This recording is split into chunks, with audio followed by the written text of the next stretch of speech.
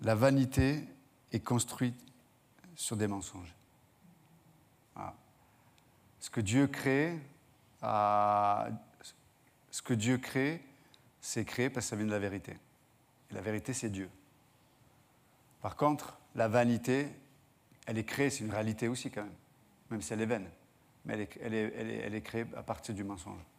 Waouh, à méditer ça. Et là, tu dis, mais est-ce que j'ai dit ça? Oui, tu l'as dit. Ok. Ésaïe 61, verset 1.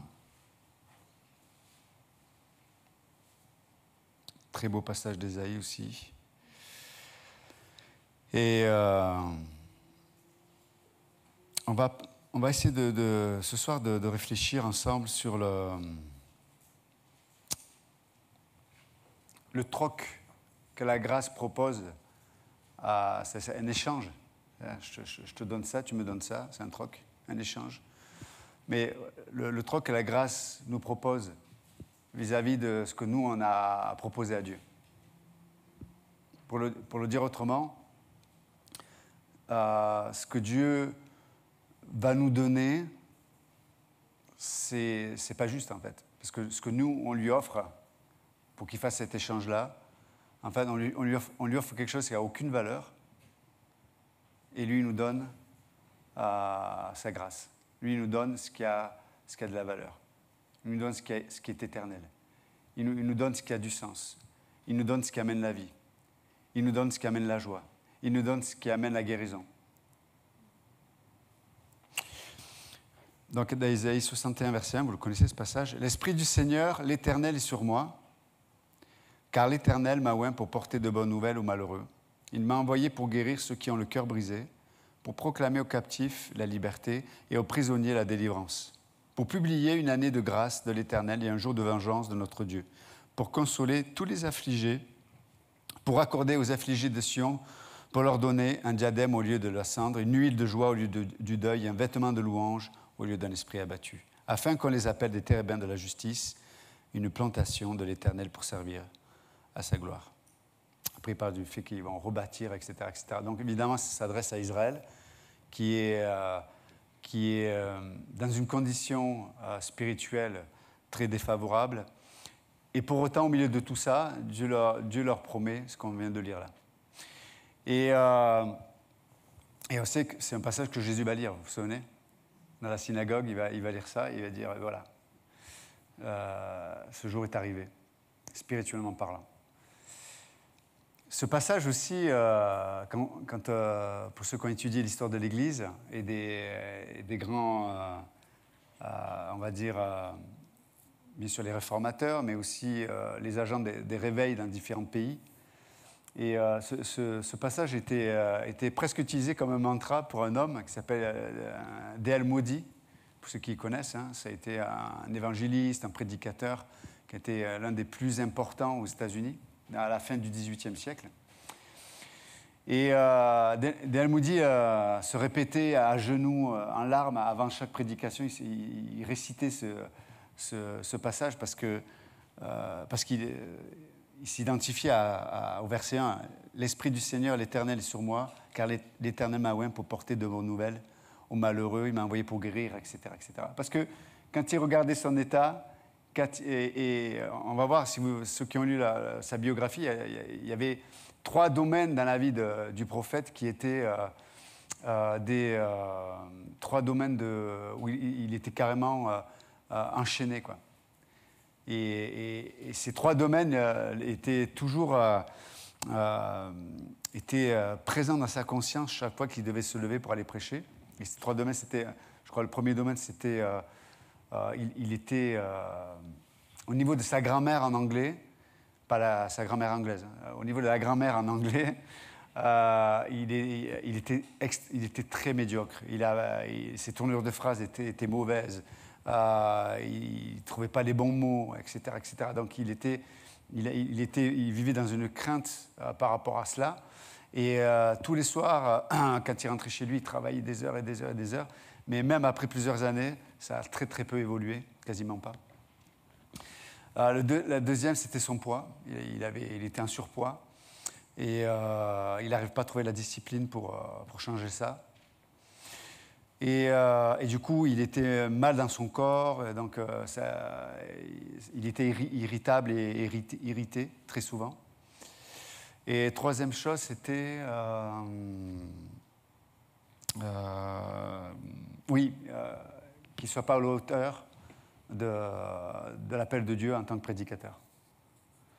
Et donc, il était vraiment esclave de ses craintes. C'était comme un fardeau qu'il n'arrivait pas à porter et qui était toujours présent. Et donc, avant de se lever, et ça a été un prédicateur qui a touché des millions de personnes. Même lors d'un meeting où il allait prêcher, la salle, il y avait 5000 places, mais les 5000 places avaient été prises, c'était exprès par tous les clubs athées de la ville. Donc il y a 5000 personnes de tous ces clubs différents qui étaient venus, ils avaient pris toutes les places de la truc pour confronter des Al-Moudi. Donc ils étaient là assis, ils attendaient le bon moment pour... et le gars commence à prêcher, il avait une onction, cet homme, une onction, et silence. Puis à un moment donné, il dit, mais... il pose des questions, il dit, mais vous savez, il parle du fils prodigue, il dit, mais vous savez, le fils prodigue, sa vie a changé quand il a juste eu l'idée de se dire, je vais me lever, je vais aller vers mon père. Juste l'idée, je vais me lever et aller vers mon père.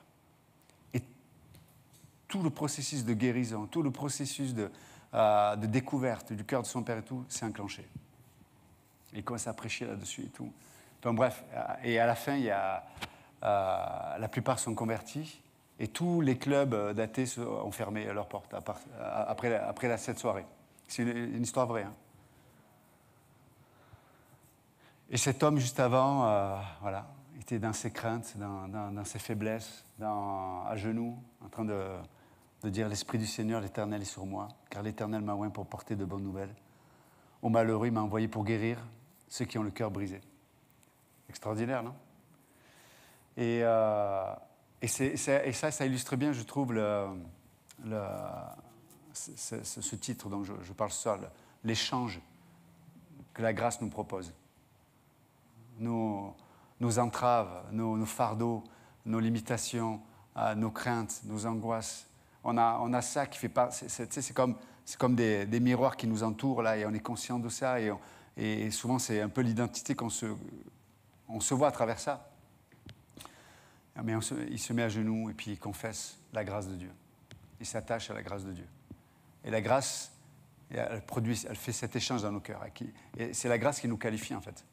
Donc on vient au pupitre, les pasteurs pourraient dire la même chose, mais on vient au pupitre, ce qui nous qualifie, évidemment on a étudié, on a schoolé, mais ce qui nous qualifie, réellement c'est la grâce. C'est la grâce qui nous qualifie. Et c'est pour ça qu'on est des adorateurs, parce que c'est Christ, en fait, qui est le centre de tout, non? Et parce que si je suis au pupitre, parce que je penserais mériter quoi que ce soit, ou parce que j'ai assez travaillé, parce que je suis discipliné, parce que j'ai étudié, parce que j'ai de l'éloquence, parce que j'ai du charisme, parce que je sais toucher les gens. Non. Non. Peut-être vous pourriez vous dire, vous avez passé une bonne soirée, mais bon, vous pouvez passer une bonne soirée au cinéma, ou aller voir un humoriste, ou ce que vous voulez, ou une pièce de théâtre. Mais ce que Dieu nous propose, la grâce est toujours le canal de l'onction de Dieu, et l'onction de Dieu brise le joug. Il y a une transformation qui se produit quand la grâce est intériorisée et révélée. Et j'aime bien le témoignage de son fils à D.L. Moody lors des obsèques de son père. Je l'ai noté, je crois. Je n'ai pas tout noté, mais j'ai noté un peu.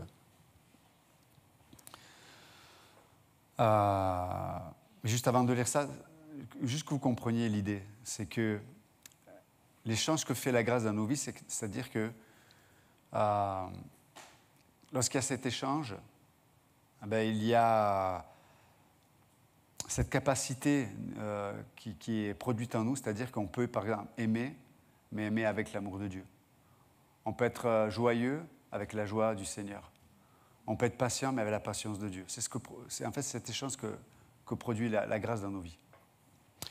Et donc le fils de D.L. Moody, au funérailles de son père, a dit « Mon père avait un mauvais caractère et des fois, quand il rentrait à la maison, il pouvait se fâcher rapidement. Mais aussi vite qu'il se fâchait, il se mettait à genoux en larmes et nous demandait pardon. Assurément, mon père était le plus grand des prédicateurs que j'ai pu entendre. Mais au-delà de tous ces messages, j'ai vu ses yeux remplis de larmes demandant le pardon. Mon père était tellement sensible. Il était si faible et en même temps si fort. Si faible par rapport à son tempérament, mais si fort dans sa repentance. Mon père fut un géant spirituel à mes yeux, car il a vraiment aimé avec l'amour de Dieu. » Waouh! C'est pas plus grand compliment hein, pour un parent, pour un prédicateur. Et D.L. Moody a eu une expérience à un moment donné dans sa vie parce qu'il n'arrivait plus à avancer. Il a vraiment eu une expérience avec Dieu, alors qu'il était dans un groupe de prière. Et puis il y a eu un temps de prière et notamment les gens ont commencé à prier pour lui, etc. Puis il a vraiment ressenti l'Esprit de Dieu le remplir. Et il a pu témoigner lui-même en disant, c'est vrai qu'il était sauvé, hein, il était né de nouveau, mais ce soir-là, il a expérimenté être rempli de l'Esprit de façon particulière. Et il a expérimenté la délivrance. Il écrit lui-même, il dit, mais il avait déjà... C'est quelqu'un qui est à sa place, hein, mais il dit, mais il avait déjà le don de prédicateur ou de prédication. Maintenant, il était le don en tant que prédicateur. J'aime cette notion. C'est ce que produit la grâce, non, aussi dans nos vies. Le réveil spirituel, c'est ça. C'est que je peux avoir des dons, mais à un moment donné, c'est moi qui deviens le don. Pour les autres. Et vous savez, en tant que croyant, bien sûr, on a des attentes spirituelles ou psychologiques, ou émotionnelles ou sur la vie. Mais ce qui fait la différence, c'est ce qui est concret, en fait. D'accord ? Qu'est-ce qui est concret ? Qu'est-ce qui est vraiment réel ? Et je vais faire un jeu de mots, mais dans le mot concret, il y a créer. La question, c'est qu'est-ce qu'on crée pour que les choses soient concrètes ? C'est ça la vraie question. Qu'est-ce qu'on crée ? Et vous savez, ce qu'on crée, ça veut dire ce qu'on manifeste à travers nos paroles, à travers nos décisions, à travers nos habitudes, à travers des priorités. C'est ça, se créer. Mais en fait, c'est juste l'image de ce qui est à l'intérieur. Je vous donne une image, mais c'est comme si vous prenez ma main et vous mettez une lampe. Mais l'ombre de ma main, à travers la lumière, va refléter la main. Donc il y aura combien de doigts ? 5 ? Ouais, ben ça dépend combien de doigts j'ai. Ça dépend. Non, mais si je fais ça, l'ombre ne reflètera que 3 doigts, même si j'en ai 5. Mais, et la lumière, c'est quoi ? C'est la vie, en fait. La vie est comme un projecteur sur ce qui est à l'intérieur, et l'ombre reflète ce qui est à l'intérieur. Donc l'ombre reflète à l'extérieur ce qui est à l'intérieur. Donc la question, c'est qu'est-ce qui est à l'intérieur ? Vous comprenez le coup, hein, comme dirait l'autre. Hein, après, je t'explique. Ça, c'est un sketch de... Mais... donc, l'idée, elle est là, c'est que la vie est quelque part cette ombre qui est projetée donc, à l'extérieur, mais quelque part qui doit être un miroir sur qu'est-ce qui est réellement à l'intérieur. Donc, qu'est-ce qu'on crée ? Ce qui est concret, c'est ce qu'on crée. Et ce qu'on crée, c'est ce qu'on croit. Vous êtes avec moi ou pas ? Ok. Je dis, pasteur, pas le jeudi soir, attends. Dans le concret, c'est ce qu'on crée, c'est ce qu'on croit. D'accord ? Et vous savez, des fois, je l'ai déjà dit ici, mais des fois, vous avez les gens qui ne croient pas. Pourtant, c'est les gens qui vivent le plus dans la croyance. Donc les gens qui disent non, moi je ne crois pas, mais c'est les gens qui, dans leur vie extérieure, manifeste le plus de foi. Mais une foi qui n'est pas concrète pour le coup. Alors, vous vous souvenez, je vous ai donné déjà l'exemple. Le gars qui ne va pas passer son bac, mais qui va avoir les résultats pour voir s'il y a son nom. Vous vous souvenez de cette histoire-là? Mais combien de gens vivent comme ça? Ils n'investissent pas, on en a parlé déjà, mais ils n'investissent pas dans la vie de leur enfant. Là, j'ai le mécano, là, toujours l'histoire de ma moto, mais j'ai amené au mécano et avant, il travaillait à côté, là, dans un garage à côté. Et je dis, mais pourquoi tu n'es plus au garage? Je dis, tu n'étais pas bien payé? Il dit, si, j'étais super bien payé, mais je ne voyais pas mes enfants grandir, quoi. Il me dit, et un jour, c'est venu à mon visage de façon flagrante. C'est quand ma petite fille de 2 ans et demi, chaque fois que je voulais la prendre dans les bras, elle avait peur de moi. Parce que j'étais un étranger pour elle, parce qu'elle ne me voyait jamais. Et là, il a dit stop, j'arrête.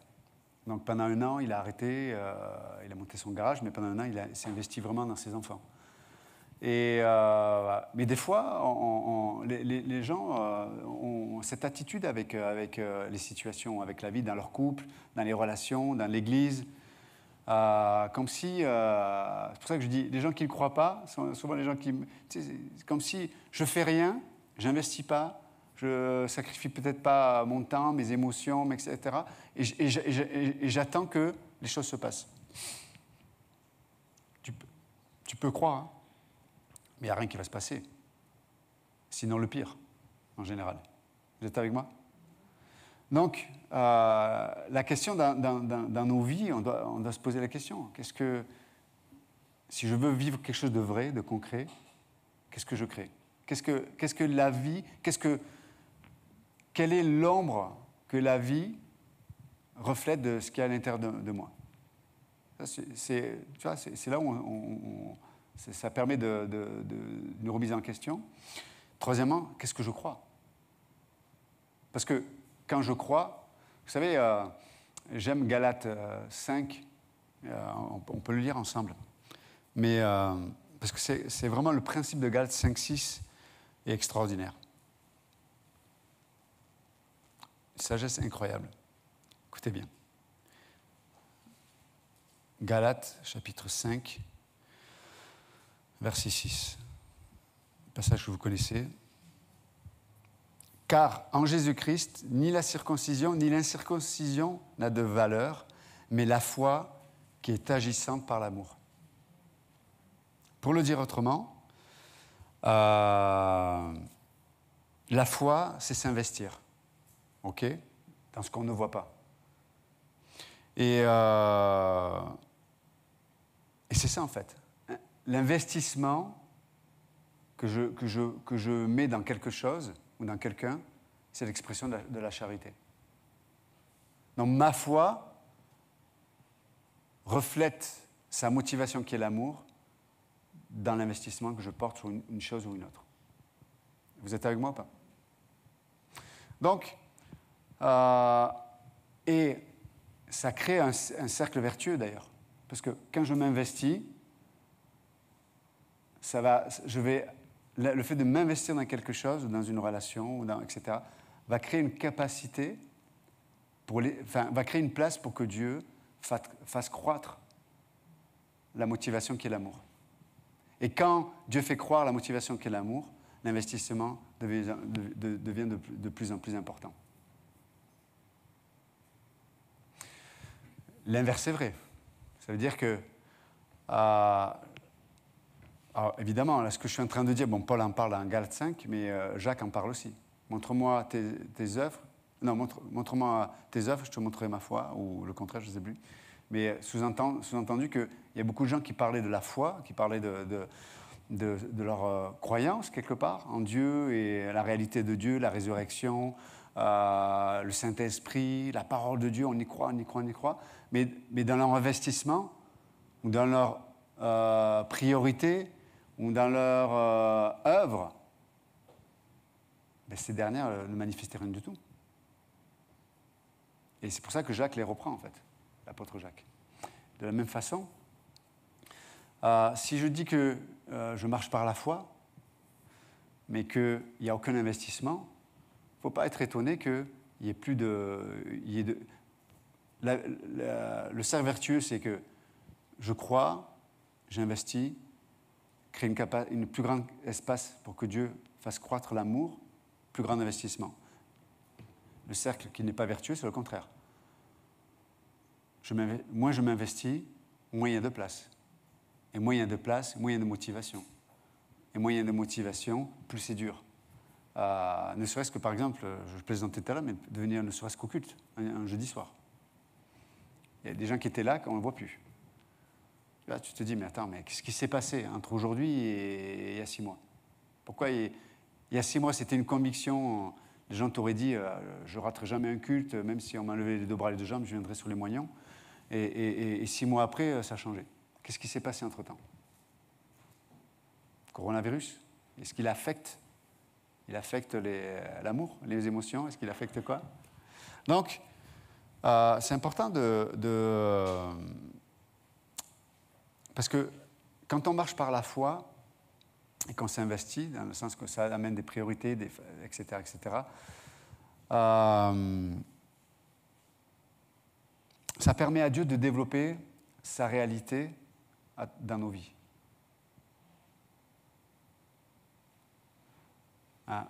Et on sait que le synonyme de la réalité de Dieu, on appelle ça la vérité. Okay? Et qu'est-ce qui fait que des fois, tu sais, c'est comme une prise. Par exemple, tu as un frigo, il y a une nourriture incroyable, la viande, il y a des légumes, il y a des yaourts, il y a des glaces dans le congélateur, il y a tout. Mais si tu enlèves la prise, je t'assure, rapidement, tout va devenir pourri. Tout. Il y a des gens qui ont enlevé la prise. Donc, leur connaissance de la Bible devient pourrie. Il n'y a plus de goût, ça leur fait du mal. Il y a des gens qui ont retiré la prise de leur couple. C'est pourri. Ils ont plus envie. J'ai plus envie de faire l'effort, j'ai plus envie d'être positif, j'ai plus envie d'aider, j'ai plus envie. Il y a des gens qui ont retiré la prise de l'église. J'ai plus envie de venir, je suis fatigué, il fait nuit, il fait froid. J'ai un angle qui est trop long, qui est trop court. Etc., etc. Non, mais je vous assure. Et vous savez, le diable, vous savez, il enlève doucement la prise, pas d'un coup. Mais n'empêche que ça pourrit quand même. Ce qui est à l'intérieur, dans le frigo, va pourrir. Combien de gens, la prise a été enlevée, et du coup, ils n'ont plus le goût. Ils n'ont plus le goût de la vie de Dieu.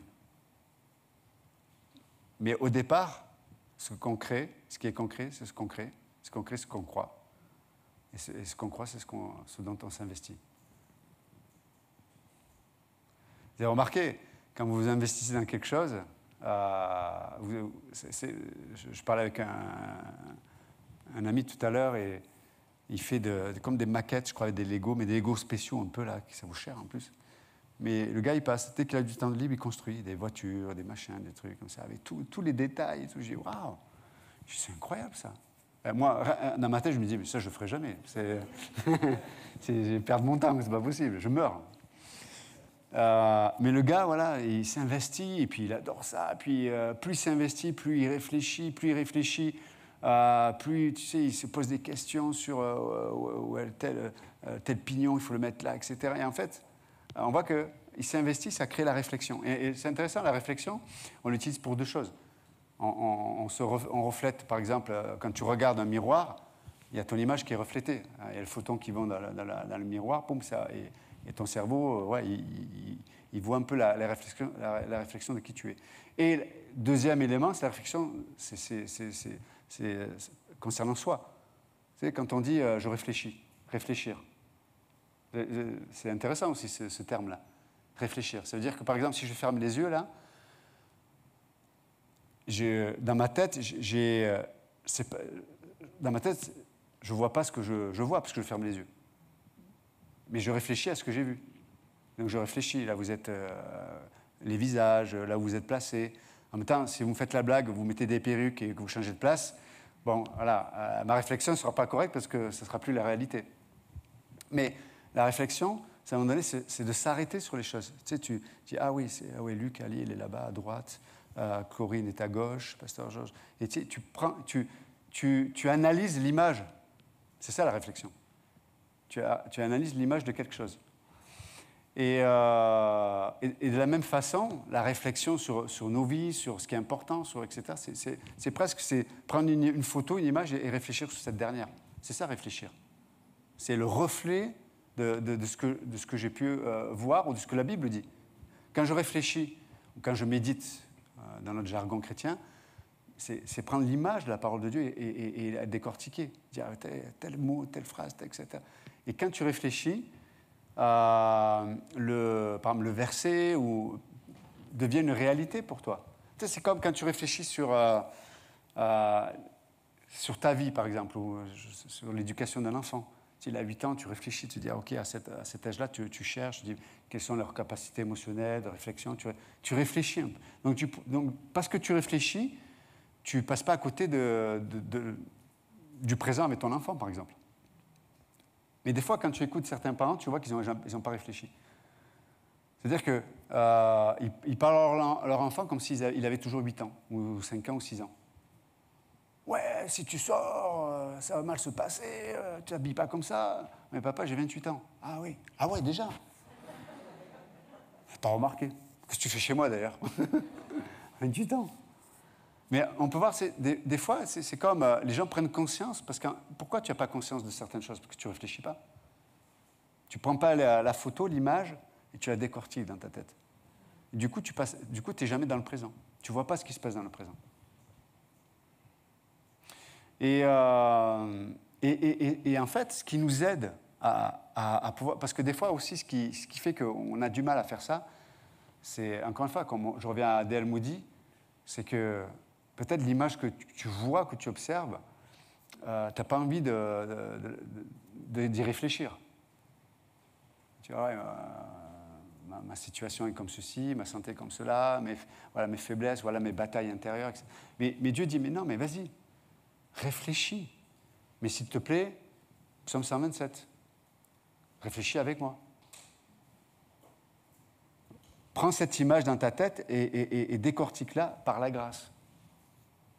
Du coup, tu vas projeter, là je reviens un peu à l'image de la lampe, la main et l'ombre, mais en fait ce que tu vas projeter, c'est ce qui prend la place dans l'homme intérieur, la grâce. Du coup, dans la vie qui est ce spot, cette lumière qui va refléter ce qu'il y a à l'intérieur, eh en fait dans le concret, qu'est-ce qui va se passer? Il va être révélé dans le concret ce que tu crois, ce que tu médites, les réalités que tu réfléchis, que tu gardes.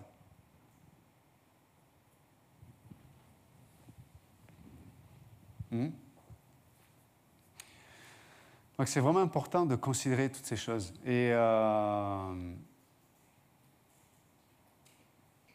Mais avec cette idée de troc, d'échange. Parce que peut-être l'image que la vie me projette, et l'ombre qui va apparaître, peut-être, elle reflète une réalité qui est à l'intérieur, mais que moi, je ne veux pas. Peut-être la vie me montre quelque chose que je ne veux pas pour moi-même. Et c'est là où on fait le troc. C'est là où on fait le troc.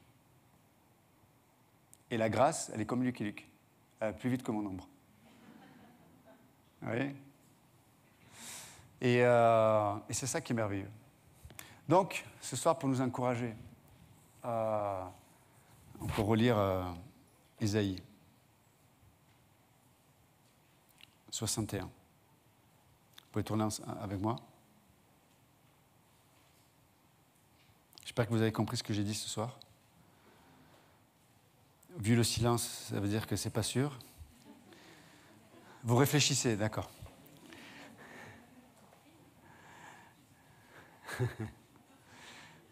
L'Esprit du Seigneur, l'Éternel est sur moi, car l'Éternel m'a oint pour porter de bonnes nouvelles aux malheureux.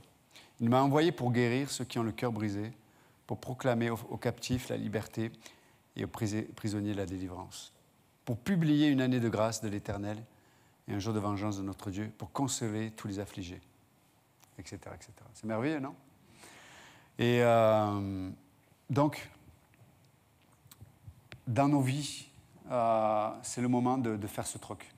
Peut-être on a arrêté des moments d'éducation avec nos enfants. Faites le troc avec la grâce.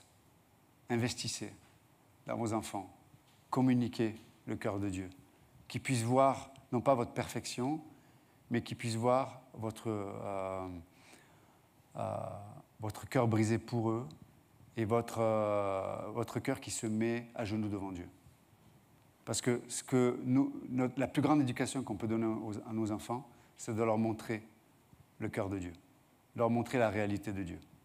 Pas juste une perfection où on serait à la hauteur, parce qu'on ne sera jamais à la hauteur. On ne sera jamais comme il faudrait être. Tu sais, c'est comme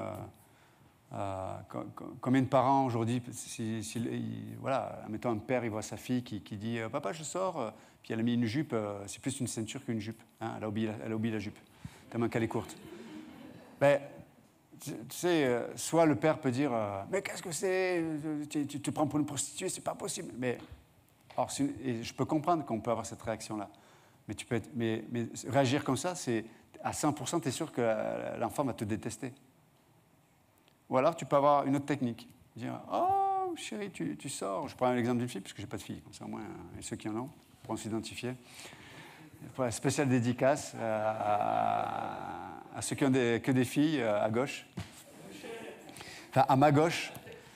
Mais tu peux dire, ouais, ma chérie, tiens, est jolie ta robe. Il s'étouffe le gars en disant ça, mais jolie ta robe. Tiens, je voulais discuter de quelque chose avec toi. Viens, on se met sur le fauteuil. Et puis elle se met sur le fauteuil. Là, évidemment, comme la jupe est inexistante, enfin en tout cas très courte, mais la fille va être gênée. Elle va tirer sur la jupe. Elle va dire, mais qu'est-ce qu'il y a, ma chérie, t'es mal à l'aise? Tu vas te faire mal au bras à force de tirer. Je dis, mais papa, la jupe, elle est un peu courte. Ah, elle est un peu courte, ah, d'accord. Ah oui, j'ai pas vu qu'elle était aussi courte. Et là, c'est réglé. D'elle-même, elle va se changer parce qu'elle va dire elle-même qu'il y a un problème. Vous voyez, il y a deux approches. Et pour le même problème. Mais, alors évidemment, là, je donne l'image idéale de l'intervention du père. Mais me connaissant, moi, ce serait la première version. Et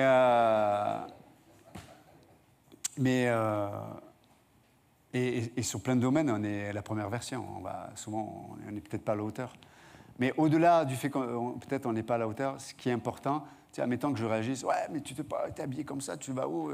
Peut-être intérieurement, tu peux te dire, même extérieurement, excuse-moi, je n'aurais pas dû te parler comme ça, juste. Et tu sais, qui voit nos cœurs, il voit nos faiblesses, un peu le témoignage du fils de D.L. Moody. J'ai vu la faiblesse de mon père, mais j'ai vu sa plus grande force, l'humilité, le brisement, les larmes dans ses yeux. Parce que son Dieu était une réalité. Donc, ce soir, on a une grâce extraordinaire que Dieu nous offre, que Dieu veut nous offrir pour chaque domaine de nos vies. Même les domaines où on a raté.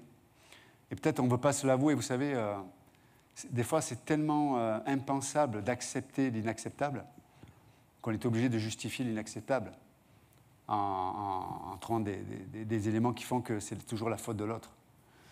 Mais à un moment donné, ce n'est pas ça que Dieu cherche. Parce qu'on reconnaît un arbre à ses fruits. Mais investissons cet échange de la grâce. Peut-être on a raté. Peut-être que même si je fais tous mes efforts que j'investis, peut-être ça ne changera pas la chose. Peut-être ça ne pourra pas rattraper la chose. Mais ça pourra ouvrir un terrain pour que Dieu touche les cœurs, pour que Dieu soit réel dans la vie peut-être de nos enfants, d'une relation, d'une situation, etc., etc. Parce que, vous savez, c'est comme, on l'a déjà dit, mais la grâce nous aide, par exemple, à choisir notre passé. Il y a des gens qui vivent toujours dans leur passé. Toujours. Et leur passé, c'est toujours leur identité. Ils ramènent toujours leur passé. Ce qu'on m'a fait, ce qu'on ne m'a pas dit, ce qu'on m'a blessé. Des fois, et des gens, des fois, là, ces derniers, ça fait une semaine que j'entends, j'ai eu l'occasion de discuter avec plein de personnes et les gens m'ont raconté leur passé, mais je ne sais pas comment font les gens pour vivre ça. Comment c'est incroyable. Certains ne vivent jamais dans le présent, mais le présent est juste le miroir de leur passé, constamment. Puis il y a des gens qui ont choisi un autre passé. Et cet autre passé, c'est la croix. Tout ce qu'on m'a fait, tout ce que j'ai fait, tout ce qu'on ne m'a pas fait, et tout ce que je n'ai pas fait, a été crucifié à la croix. C'est ça mon passé. Si je dois décrire mon passé, c'est ça. La croix de Jésus-Christ. Point à la ligne. Et c'est ce qui m'aide à vivre réellement mon présent. Et c'est pour ça que je peux troquer de mes faiblesses la force de Dieu à travers cette grâce. Et ça, c'est extraordinaire. Donc ne nous décourageons pas. Le crédit de la grâce est beaucoup plus important que le crédit de nos erreurs. Amen. Amen. Que Dieu vous bénisse.